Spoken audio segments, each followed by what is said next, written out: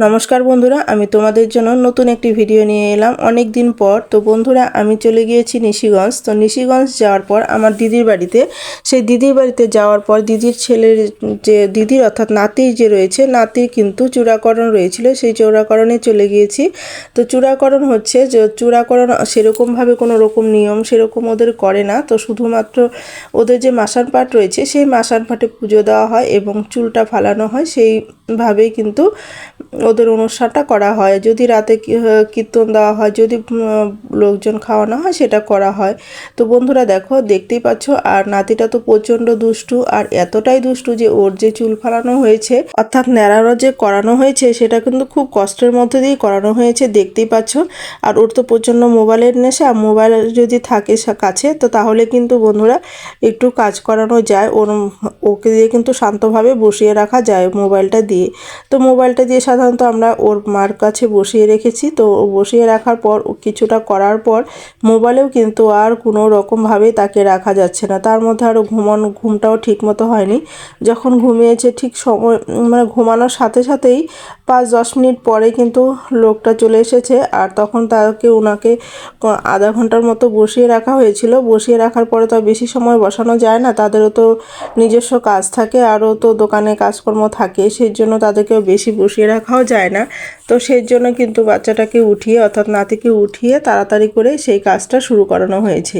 প্রথমে তো খেয়াল করিনি, তারপর যখন ওনাকে দেখলো, দেখার পর থেকেই কিন্তু বারবার যখনই একটু পরপর যখনই একটু বুঝতে পারে তখনই কিন্তু কান্না শুরু করে দেয় আর নাড়াচাড়া করতে থাকে। যে এতটা দুষ্টু যে নাড়াচাড়া করতে করতে কিন্তু পরে কিন্তু লাস্টের দিকে কিন্তু করতেই দেয় না। তোমরা পুরো ভিডিওটা দেখো, তাহলেই বুঝতে পারবে। আর এতটা দুষ্টু, তোমাদের এমন দুষ্টু নাতি বা ছেলে যদি থেকে থাকে তাহলে অবশ্যই তোমরা কমেন্ট করে জানিয়ে দিও।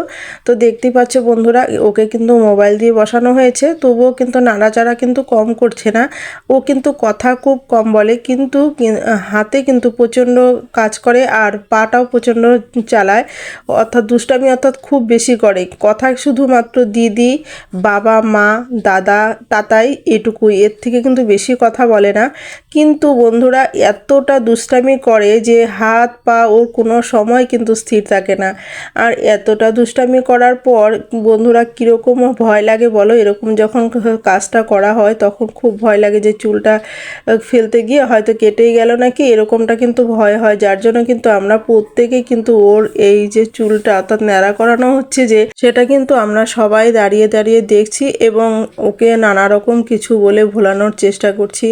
ও যাদের সাথে খেলতে ভালোবাসে তাদেরকে সামনে দাঁড় করিয়ে দিয়েছি, যেটা দেখতে ভালোবাসে, যে জিনিসটা দিয়ে খেলতে ভালোবাসে সেই জিনিসটাও কিন্তু আমরা কাছে দিয়েছি, যাতে সে যেটা করতে ভালোবাসে সেটাই কিন্তু আমরা করার চেষ্টা করছি, যাতে ও একটু মন দিয়ে সেটা করতে থাকে।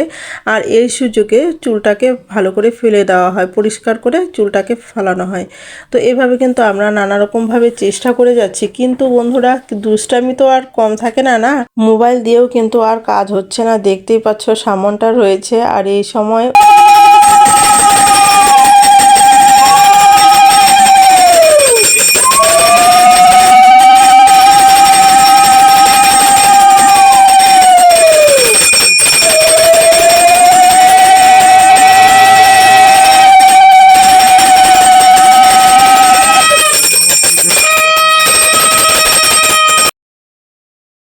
তোমরা দেখতে পাচ্ছ কিরকম করে যতক্ষণ উলুধ্বনি দেওয়া হয় ততক্ষণ কিন্তু তাকিয়ে থাকে। জোকার দেওয়া যতক্ষণ জোকার দিবে ততক্ষণ কিন্তু মুখের দিকে তাকিয়ে থাকবে। আর কেমন যেন একটা যদি নিচে থাকে সে লাফিয়ে লাফিয়ে কিন্তু কোলে চলে আসে। তো এভাবে করে কিন্তু ওদের পুজোটা কিন্তু কমপ্লিট হয়ে গেল। তাহলে তোমরা একটু দেখে নাও আমার নাতি কিরকম দুষ্টামি করছে।